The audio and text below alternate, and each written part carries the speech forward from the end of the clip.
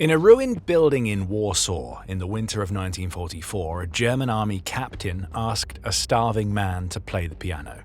The man was Władysław Szpilman, one of Poland's most celebrated pianists, hiding alone in the rubble of a destroyed city. He played Chopin. The captain kept him alive.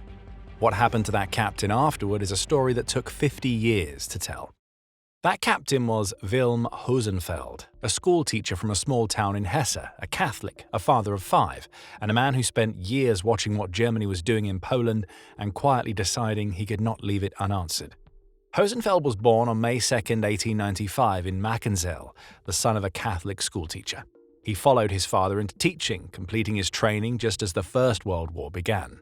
From 1914 to 17, he served as an infantry soldier in Flanders, the Baltic region, and Romania. A severe wound in 1917 ended his frontline service and earned him the Iron Cross Second Class.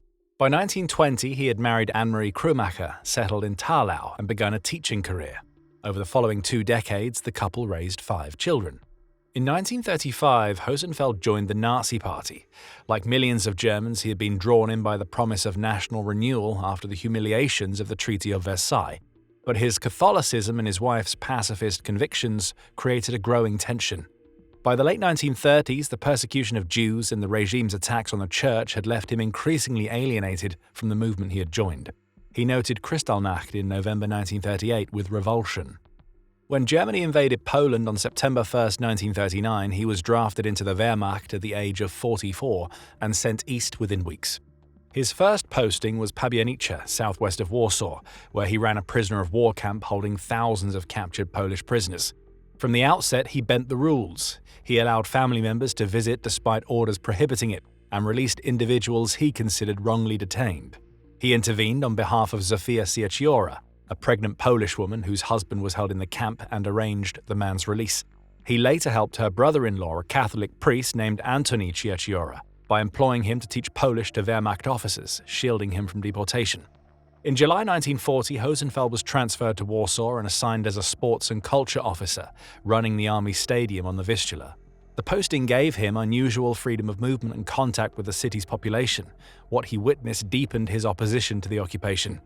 In letters home, he described watching a German policeman beat a Jewish boy who had crawled through the ghetto wall looking for food. By 1943, he was writing to his wife that he knew Jews were being sent to their deaths. By that point, he was already acting on it. One of the men he sheltered was Leon Warm, a dentist who escaped a deportation convoy in 1942. Hosenfeld issued him a false identity and put him to work at the army stadium, hiding a fugitive inside the garrison's own facility. He used the same method for others, forged labor passes, false documentation, the cover his rank could provide. His diaries, sent home in regular batches to keep them safe, recorded both what he saw and what he was quietly doing in the process. On August 1, 1944, the Polish Home Army launched the Warsaw Uprising, a coordinated armed revolt against the German occupation. For 63 days, Polish fighters held sections of the city against overwhelming German firepower. When the uprising collapsed in early October, German commanders ordered the systematic destruction of what remained. Block by block, Warsaw was demolished by engineering units working through the autumn. By November 1944, the city that had once held 1.3 million people was a landscape of rubble and ash. Władysław Szpilman had survived longer than almost anyone. Born in Sosnowiec in 1911, he had been one of Poland's most prominent pianists and a performer on Polish radio before the war. He had escaped the Warsaw Ghetto in 1943 with the help of Polish acquaintances and spent the following year hiding in a series of safe houses on the city's Aryan side. When the uprising broke out in August 1944, his network of contacts collapsed.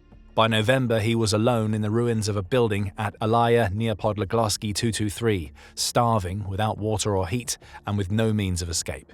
He was one of roughly 20 Jews still alive in Warsaw. In mid-November 1944, Hosenfeld arrived at the building with orders to prepare it as army quarters. Moving through the vacant rooms, he encountered Szpilman searching for food. Szpilman braced for arrest. Instead, Hosenfeld asked him a question. What did he do? When Szpilman told him he was a pianist, Hosenfeld led him downstairs to a piano standing in one of the ground floor rooms and asked him to play. Szpilman performed Chopin's Nocturne No. 20 in C-sharp minor. It was the same piece he had been playing live on Polish radio on September 23, 1939, when a German bomb struck the building and cut the broadcast mid-performance. Now, 5 years later, in a city reduced to wreckage, He played it again for a German officer standing in the cold. Hosenfeld decided on the spot to help him. Over the following weeks, he returned regularly with bread and jam. He gave Szpilman his military greatcoat against the Polish winter. He helped conceal the attic where Szpilman was hiding and warned him when German units were moving through the area. In mid-December 1944, Hosenfeld's unit received orders to withdraw from Warsaw. Before leaving, he told Szpilman that the war would end soon, and asked the pianist to remember his name if he survived. Szpilman, who had never asked for it, left the building not knowing who had kept him alive. On January 17, 1945, Soviet forces entered Warsaw. Hosenfeld was captured by the Red Army near Blony, 39 kilometers west of the city, and his war ended, but his ordeal was only beginning. Soviet forces processed Hosenfeld through the prisoner pipeline quickly. By May 1945, he had been transferred to an officers' camp near Minsk, where the NKVD held him in solitary confinement for 6 months and interrogated him 3 times. The suspicion was that he had worked in military intelligence, a charge tied to his role as a counterintelligence officer for the Warsaw garrison. Hosenfeld denied it. The Soviets did not believe him. He had no witnesses, no documents, and no way to reach the people whose lives he had helped save. In 1946, he found a way to send a letter to his wife Anne-Marie in Tallinn. He listed the names of the people he had helped: Leon Warm, Władysław Szpilman, Antoni Cieciora, and others, and asked her to find them. He believed their testimony could secure his release. That same year, Szpilman published his wartime memoir in Warsaw under the title Śmierć miasta, Death of a City. In it, he described a kind German officer whose name he had never known. Communist censors altered the text to suggest the officer had been Austrian. The book was suppressed and largely forgotten. His health was already deteriorating. On July 27, 1947, Hosenfeld suffered a cerebral infarction that left him partially paralyzed on his right side and severely impaired his ability to speak. He spent long stretches in camp infirmaries, dictating letters when he could no longer hold a pen. But what the Soviets held against him went beyond the intelligence suspicion. During the Warsaw Uprising in the summer of 1944, Hosenfeld had participated in the interrogation of captive Polish civilians, resistance fighters, and Red Army soldiers, prisoners who were subsequently executed. In May 1950, a Soviet military tribunal in Minsk cited this directly in its one-page verdict, stating he had interrogated prisoners and thereby strengthened the occupation. No defense counsels present. The sentence was 25 years of hard labor. The verdict made no mention of the people he had also protected, or the diaries in which he had recorded his own revulsion at the occupation around him. In August 1950, Hosenfeld was transferred to Stalingrad, assigned to work on the construction of the Volga-Don Canal.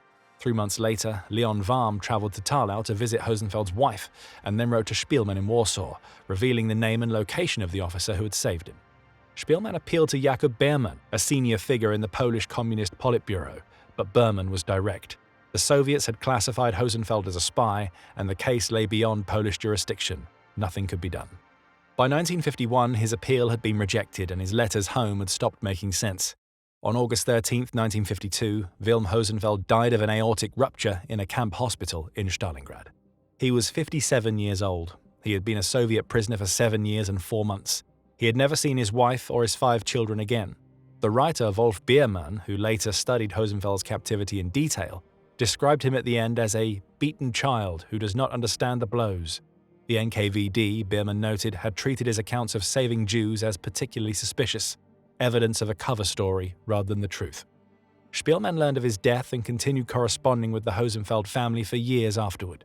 But Hosenfeld's story had no audience yet.